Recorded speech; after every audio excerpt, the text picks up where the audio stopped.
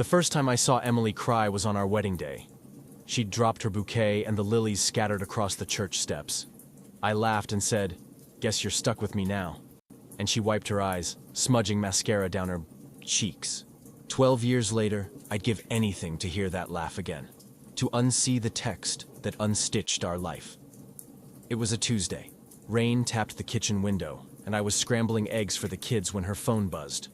Mark, 8:47 a.m. Can't stop thinking about last night. The pan hissed. My throat closed. Emily walked in, her blouse crisp, coffee steaming in her hand. She froze when she saw me holding her phone. "David, it's not... Who's Mark?" The eggs burned. The kids' voices floated in from the living room, arguing over cartoons. She didn't deny it, just stood there, her silence louder than the smoke alarm. 3 months, she said. A co-worker. Client dinners that weren't client dinners. Hotel. Receipts she'd shredded. I threw the pan into the sink, cracking the ceramic. "Get out," I whispered. She left for work. I called in sick, scrubbed the kitchen until my hands bled, and pretended to the kids that Mommy was just busy. That night, she slept on the couch. I stared at the ceiling, replaying every fight we'd ever had. The time I forgot our anniversary. The way she'd started staying late at the office after our second child was born. "I'm drowning," she'd said once. I'd hugged her, promised to help more. But did I, or did I just exist? For weeks, we moved like ghosts. She'd cry, "I'll quit my job, I'll block him." I'd nod, numb. We told the kids Mommy was sad, which was true. But sadness doesn't smell like whiskey on a school night. Doesn't leave you Googling divorce lawyers at 2 a.m. while she pretends to sleep. Then one morning, her suitcase was by the door. "I need space," she said. Her sister's apartment, she claimed. The kids clung to her legs. "Why are you leaving?" our daughter asked. Emily looked at me, begging me to lie for her. Again. "Mommy's helping Aunt Lisa," I said. The lie tasted like ash. The first night alone, I broke down putting the kids to bed. My son asked, "Did we make Mommy go away?" I held him until he fell asleep, his tears soaking my shirt. That's when I found her note tucked under his pillow. "I'm so sorry. I don't deserve you. I burned it." Single parenthood is a special kind of hell when you're mourning a marriage that isn't technically dead. The mornings bled together. Cereal dumped on the floor, mismatched socks, a constant soundtrack of Bluey playing in the background. My boss stopped asking why I showed up late. My sister Karen left casseroles on the porch like I was a widow. Maybe I was. Emily called every Sunday. The kids would huddle around my phone, their voices too bright. "Mommy, we got a goldfish!" my daughter shouted once. Emily's laugh crackled through the speaker. "What's his name?" she asked. "Daddy let me call him Mark," my son said. The silence swallowed the room. I ended the call. At night, I scrolled Reddit. RR Surviving Infidelity became my Bible. User throwaway. No Hope wrote, "She'll come back when the affair fog lifts. Don't take her." User Broken Dad 92 replied, "Fight for your family. Regret is worse." I drank cheap beer and rage-typed replies I never posted. Then, the first email from Emily's lawyer arrived. Dissolution of marriage, custody agreement, parenting plan. The words blurred. I drove to her sister's apartment, fists shaking. Lisa answered, her eyes red. "She's not here," she said. "Try the Marriott on 5th. I didn't go. Instead, I took the kids to the park. My daughter climbed a tree, her dress snagging on a branch. "Daddy, fix it!" she demanded. I snapped. "Fix it yourself!" Her tears felt like a punch. That night, I found her drawing at the kitchen table, a stick figure family with Mommy scribbled out in black crayon. 3 months in, the nightmares started. Emily, laughing with Mark at some beach I'd never seen. The kids waving at her from the shore, calling, "Mommy!" I'd wake up sweating, check their beds, then pace the house. One night, I tripped over my son's Legos and broke my toe. The ER nurse asked, "You okay?" I lied. Slipped on the stairs. Emily texted on our anniversary. "I know I shouldn't, but I miss you." I deleted it. Then she sent a photo. Our old dog, Buddy. who died 2 years ago. Remember how he'd sleep between us? I threw my phone against the wall. It shattered. The kids found me crying in the closet, holding Buddy's collar. "Is Mommy dead?" my son whispered. The divorce papers came the next week. Emily wanted 50-50 custody, alternating holidays, joint decision-making. I called my lawyer, a guy named Greg who smelled like cigars. "Fight for full custody," he said. "Adultery's a slam dunk in this state." But when I rehearsed the speech, "Your mom betrayed us," my daughter asked, "Can Mommy take me to ballet next week?" I started therapy. Dr. Alvarez had a voice like warm honey. "Do you still love her?" she asked. I stared at the painting of a shipwreck on her wall. "I hate her." She nodded. "Hate's just love that's been cut open." Then, the incident at Target. A Tuesday, 10 a.m. The kids arguing over Pokemon cards. I turned a corner, and there she was, Emily, holding a carton of almond milk. Her hair was shorter. She looked smaller. Our daughter screamed, "Mommy!" and sprinted toward her. Emily dropped the milk. It exploded across the floor. My son followed, slipping in the puddle, bloodying his knee. Emily reached for him. "Don't," I growled. She froze. The manager rushed over. "We'll clean that up," he said. I hissed at Emily. "You already broke them. Stay away." That night, she called 17 times. I let it go to voicemail. The last one was just sobs. Reddit user Lonely in Seattle messaged me. "Dude, read your post history. My wife left me for her trainer. Let's get a beer." We met at a dive bar. He had a tattoo of his ex's name crossed out. "They always come back," he slurred, "but they're never yours again." I didn't sleep. At 3 a.m., I opened Emily's Instagram, private account, bio, rebuilding. A single post, a quote. "Sometimes you have to lose everything to find yourself." Comments off. Followers, 12. I recognized Lisa's profile picture. The others were strangers, except one, Mark. Drove to the courthouse the next morning and signed the divorce papers. Signing the divorce papers didn't fix anything. It just made the screaming quieter. The kids stopped asking about Emily. Instead, my daughter started sleepwalking. I'd find her at 2 a.m., standing in the driveway in her unicorn pajamas, whispering, "Mommy's car is gone." My son punched a boy at school for saying his mom ran off with a loser. The principal called it acting out. I called it grief. Emily's lawyer sent a parenting schedule every other weekend. Drop-offs at neutral locations. Neutral meant the parking lot of a Cracker Barrel. The first time, Emily arrived in a rented Hyundai, her nails bitten to the quick. The kids sprinted to her, but she looked at me like I'd pulled a gun. "David, can we talk?" she said. I tossed their backpacks into her trunk. "You lost talking privileges." That night, Reddit user BrokenDad92 DM'd me. "Check her Venmo." I didn't want to, but I did. Won $200 to a Jay Harper 2 weeks ago. No note. I Googled the name. James Harper, LMFT, couples counseling. I screenshot it, sent it to her. "You're in therapy with him?" She replied instantly. "Alone. I swear." I blocked her number. Then, the nightmares changed. Now, Emily was the one drowning. I'd try to save her, but my hands passed through her like smoke. I woke up dialing her old number. A man answered. "Who's this?" "Mark." I hung up. My sister Karen forced me to a BBQ. "You need to live," she said. I stood by the grill, numb, while her neighbor, a divorced teacher named Claire, tried to flirt. "I heard you're a single dad," she said. Hero stuff. I mumbled something about burnt hot dogs. Later, Karen hissed, "She's into you." I left early. The kids' tantrums got worse. My daughter drew a family portrait in therapy. Me and her brother Emily as a stick figure on fire. Dr. Alvarez said, "Anger is easier than sadness." I wanted to ask, what's cheaper than anger? But my phone buzzed. A voicemail from Emily. I played it in the parking lot. "David, I know, you hate me. But Mark, he wasn't who I thought. He kept screenshots. Of us. He threatened to send them to you if I left him. I'm so sorry, A muffled crash. "Stop! Give me back my phone!" The call died. I drove to her apartment. Not for her, for the kids. But when she opened the door, hair matted, lips split, I shoved past her. Mark's shoes by the couch, a half-packed suitcase. "What the hell is this?" I said. She hugged herself. "He wouldn't let me leave. I tried to call the cops. He'll send the photos. To you.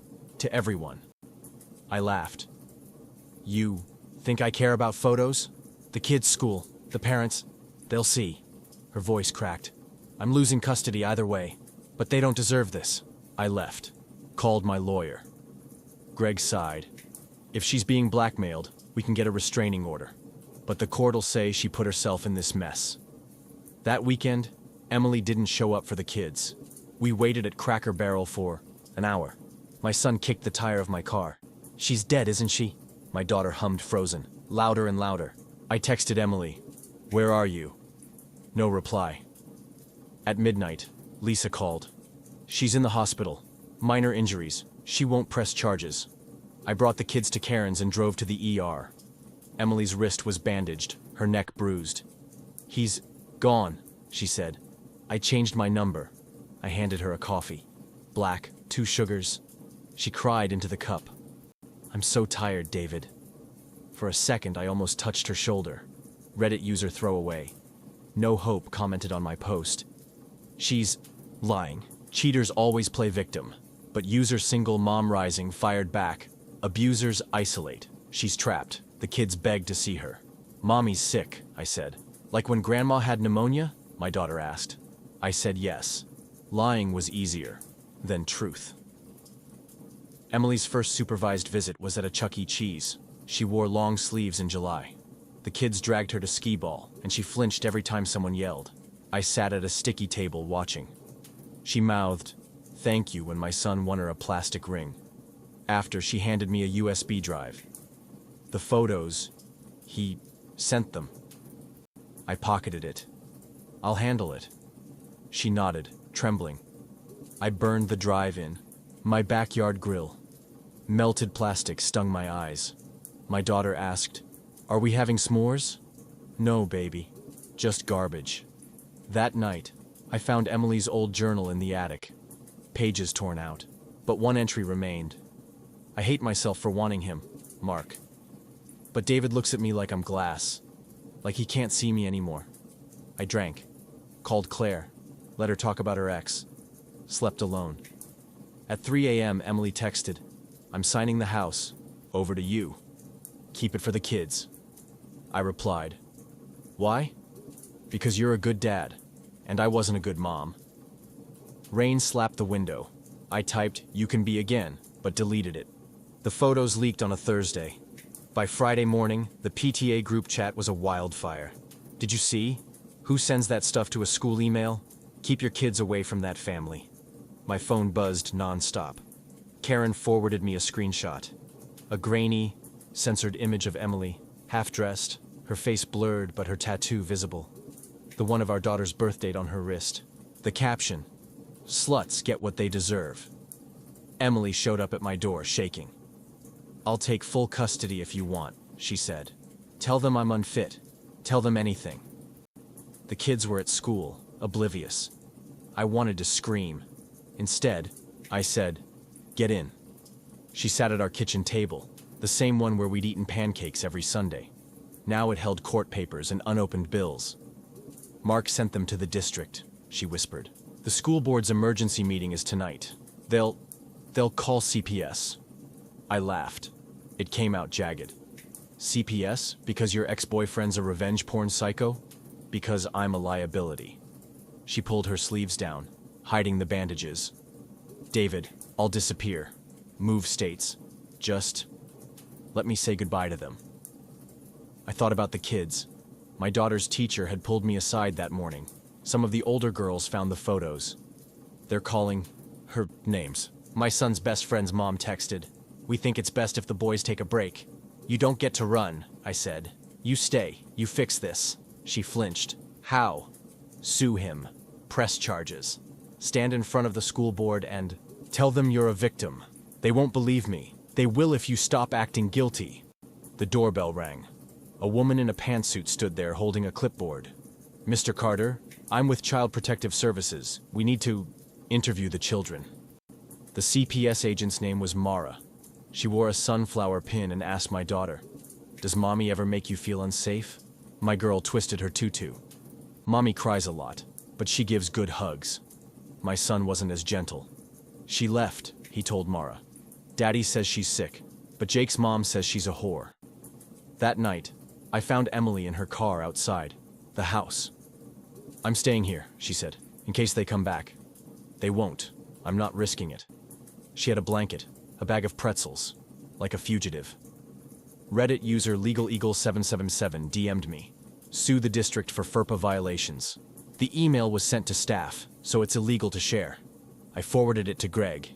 He said, "We can try." But the damage was done. At the grocery store, a mom from the soccer team accidentally dropped a bottle of wine near me. Oops, just like your wife dropped her dignity. My daughter asked, "What's dignity?" Emily's court-mandated parenting classes started. She sent me certificates like they were love notes. Completed, co-parenting through trauma. I stuffed them in the glove box. Then, the custody evaluator came. Dr. Ruiz.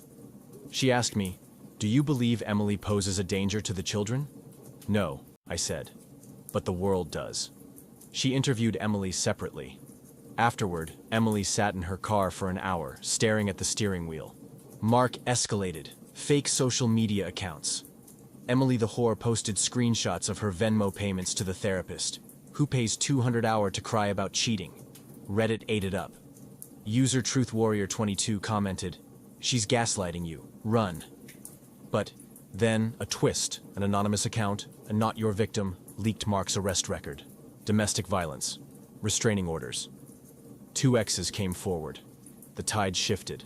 The PTA mom switched from burn the witch to poor thing. Emily didn't celebrate. "They still hate me," she said. "They're just bored."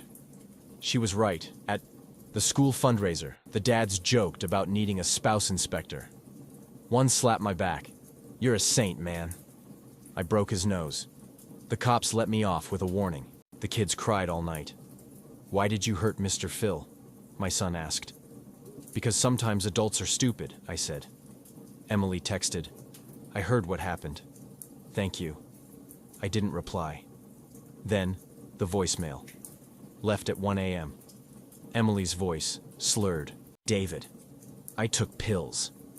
Not enough to die. Just enough to stop. But I saw the kids' faces. I couldn't. I'm at the hospital. Again. Don't tell them." I drove there, fury burning my throat. She was hooked to an IV. Pale.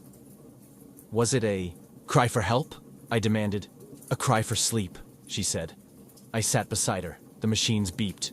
"Remember when Lily was born?" she whispered. "You held her first. You cried." "Don't. I'm trying to come back, but I don't know where back is." The nurse kicked me out at dawn. The next day, my daughter found the photos. She'd borrowed a friend's iPad. Googled her own name. The images popped up. She thought it was a prank. "Why is mommy like that?" she asked. I shut down. Called Dr. Alvarez. What do I say? The truth. Simplified. So I said, "Mommy made mistakes.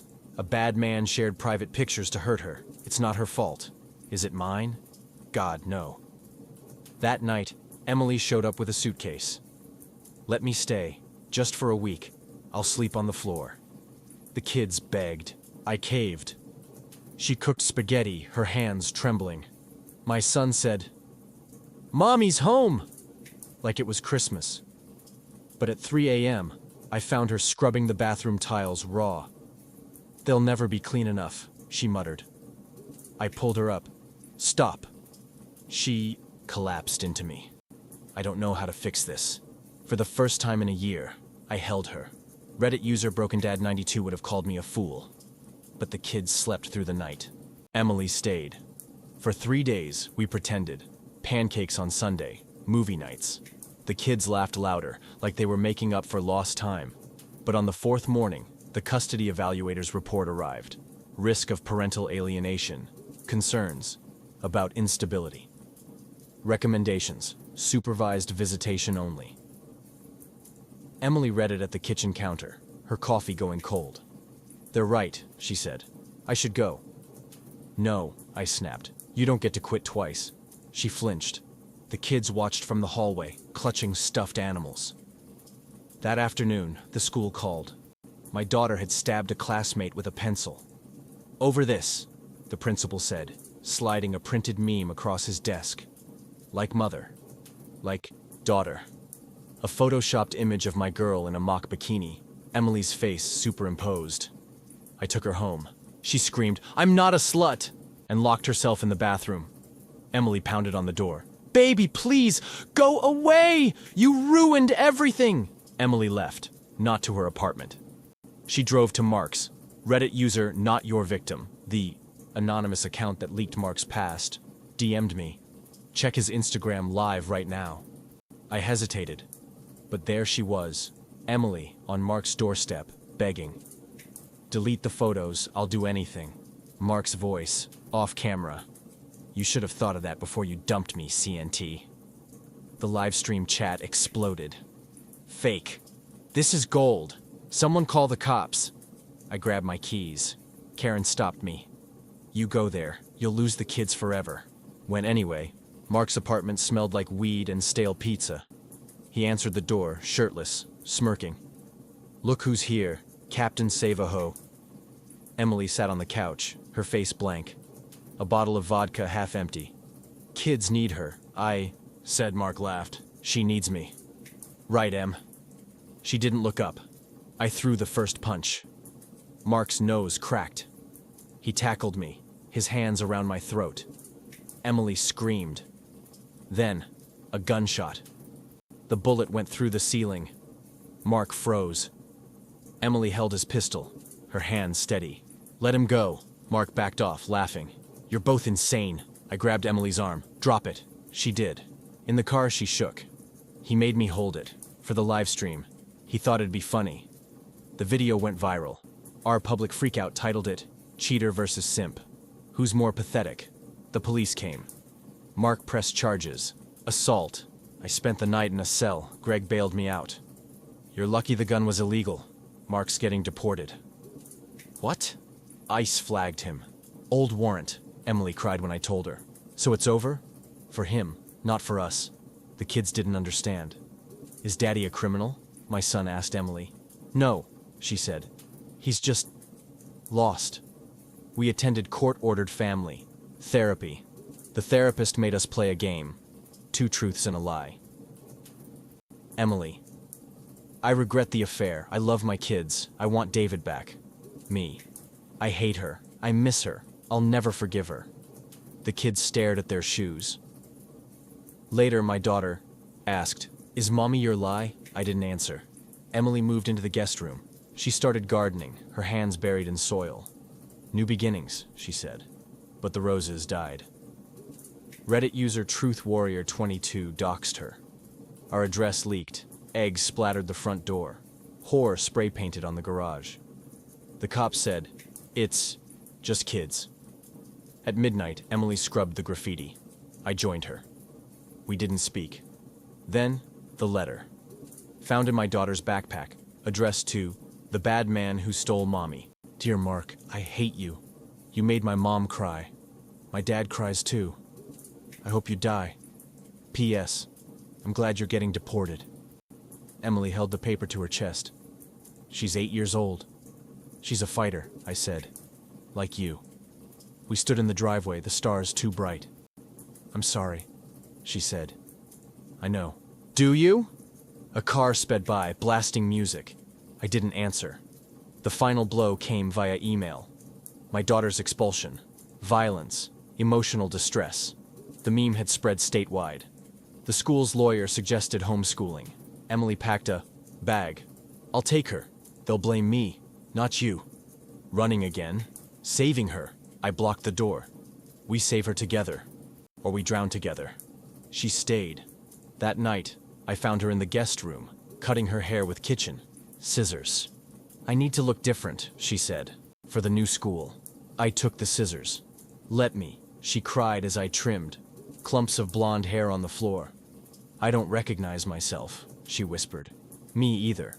Reddit user BrokenDad92 commented, "You're a glutton for punishment." But user Single Mom Rising replied, "Love is a war. You're still fighting." The chapter ends with a knock, a social worker, new allegations. Emily opens the door. The social worker's new allegation was a lie. A big one. Mara, the sunflower pin CPS agent, stood stiffly in our living room. "We've received a report that Emily endangered the children by exposing them to explicit materials during her supervised visits." Emily choked out a laugh. "You think I'd show them those photos?" "No," Mara said. "The report claims you streamed adult content on your laptop during a visit." I froze. Last Tuesday, Emily had let the kids watch Moana on her laptop. The Disney Plus homepage had ads for mature shows, Euphoria, The Idol. Someone had screenshot it, sent it to CPS anonymously. "This is harassment," I said. "It's protocol," Mara replied. The next 48 hours were a blur. Temporary removal orders. The kids packed into Karen's minivan, sobbing. My daughter screamed, "I want to stay with mommy," until her voice broke. Emily collapsed on the porch, clawing at her arms like she could tear her skin off. Reddit user Not Your Victim DM'd me. "It's Mark's ex. She runs a mommy blog. Here's the IP address." I forwarded it to Greg. He sighed. "Even if we prove it, the kids aren't coming home this week." Emily disappeared. Not a text, not a note. Her phone went straight to voicemail. I tore apart her guest room. Hidden under the mattress, pregnancy tests, all negative, all from the past month. She was trying. The custody trial date loomed.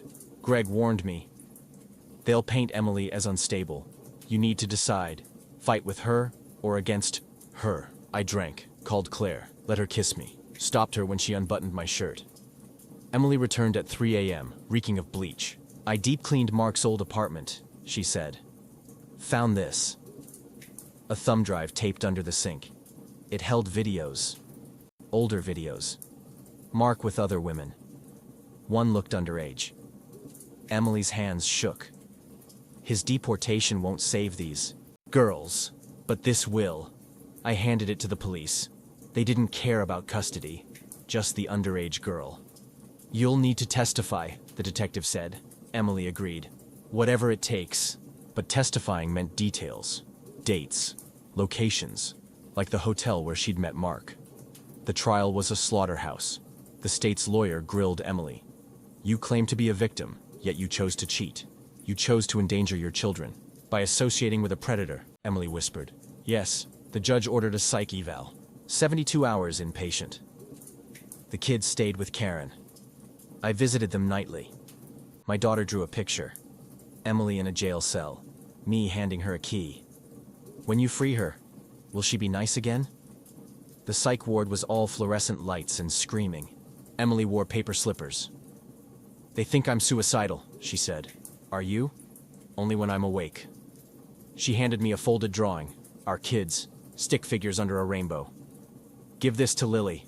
I tucked it into my wallet. The Reddit thread exploded. "Aryar Am I the Devil" posted, "Aite for reporting my cheating Esil to CPS." Karen's neighbor, it turned out. The comments were a bloodbath. YTA for hurting kids, NTA for exposing a hoe. I printed them all. Highlighted the worst ones. Left them on the neighbor's porch with a note. "Hope your moral high ground keeps you warm." The breaking point came in the hospital chapel. Emily's therapist, Dr. Ruiz, found me praying to a God I didn't believe in. "She's been diagnosed with PTSD. From Mark. From you." "Me? Your anger. Your distance. She feels annihilated." I kicked a pew. "She annihilated us, and you're letting her burn alone." That night, I dreamt of Vermont, where we'd honeymooned. Emily, pregnant with Lily, wading into a lake. "It's freezing," she'd laughed. Now, in the dream, the lake was on fire. The verdict came down: termination of parental rights, supervised visits only, pending psychiatric compliance. Emily didn't cry, just asked the judge, "Can I hug them goodbye?" The bailiff said, "No." At Karen's, the kids built a pillow fort. Is mommy gone forever? My son asked. No, I lied. Emily showed up that night, her wrists bandaged again. I'm checking into rehab, voluntarily. Tell the kids I'm fixing myself. They need you here. I'm broken here. She left in a Uber, no suitcase, just a purse. I found her journal in the guest room, a fresh entry. If I stay, I'll destroy them. If I leave, I'll destroy myself. Which love is bigger? The final blow came via Lily's teacher. She wrote an essay, you should read it, title, My Hero. My mommy is sad. She cries a lot, but she's brave. She fought a monster. My daddy is sad too. He fights the monster in his head. I love them both. I wish they loved each other. I drove to the rehab center. Emily sat in a sterile courtyard smoking. The kids need you, I said. They need me. Healthy. What if you never get healthy? She flicked the cigarette. Then you raise them to hate me less than I hate myself. A counselor approached. Visiting hours are over, Emily mouthed. I'm sorry as I left.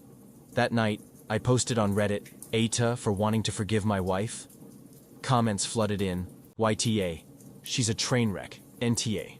Trauma bonds are real. YTA for letting her near your kids. NTA. Love is a choice. I deleted the app. The chapter ends with a call from Greg. New evidence. The CPS report was falsified. The kids can come home. I don't tell Emily, not yet. The kids came home on a Thursday. Emily didn't. I told them mommy was getting help. A phrase as hollow as the house felt without her. Lily taped her hero essay to the fridge. My son stopped speaking altogether. Then, the call from rehab. Emily's voice, steadier. They're discharging me. Can I see them? I said yes. She arrived with a teddy bear for each kid. They hugged her like she'd returned from war. Maybe she had. That night, over burnt lasagna, Lily asked, "Are you and mommy married again?"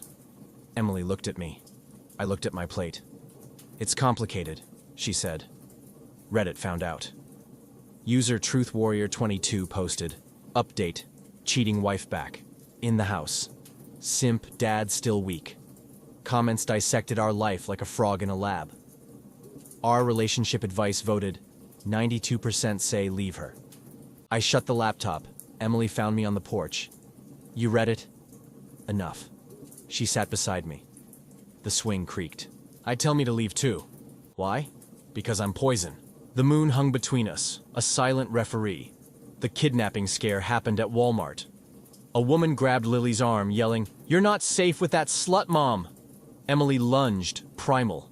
Security tapes showed her tackling the woman, screaming, "Don't touch my baby!" The cops let her off with a warning. The woman? A nobody. A Reddit troll with a savior complex. But Lily wouldn't sleep alone. "I want Mommy's room," she demanded. Emily carried her to our bed. Our bed. I slept on the floor. At 3 a.m., Emily whispered, "Come up here." I didn't. The journal leak came next. Emily's rehab diary. Pages posted to our Infidelity. User, not your victim again. Turned traitor. Entries laid bare. I dream of David's hands around my throat. I deserve it. The kids found the comments. KYS. Your kids are doomed. Emily packed a bag. "I'll go to Lisa's." I blocked the door. "We're done running." She stayed. The fight was inevitable. Lily's birthday party. Emily insisted on inviting classmates. Only 2 came.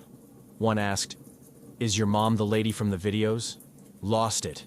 "Get out!" The kid's mom slapped me. Freak family. Emily called her a vindictive CNT. Cake smeared. Presents trampled. Later, Lily blew out her candles alone. I wish mommy and daddy weren't sad. That night, Emily crawled into my floor nest. "I'm sorry." For what? The affair? The leak? The life? For not fighting harder. For you. I kissed her. It wasn't gentle. It wasn't kind. It was teeth and tears and 12 years of why. She pulled back. "Do you hate me? Every day. Do you love me?" I didn't answer. The final test came via Mark. "Deported," he called from a burner number. "Tell Emily I kept backups." The videos, the photos, all of it. I played along. What do you want? Her. On a plane. Or the kids see everything. I hung up. Called the FBI. They traced it to a prison in Guatemala. Mark was dead. Gang hit. The call? A recording. Emily shook for hours. He's really gone? Yes. Are we? Today, we sit here. Emily's ring is back on, but it's loose.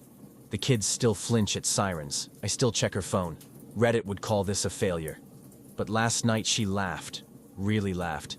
When Lily glued googly eyes to the toaster. It's not a happy ending. It's a breath.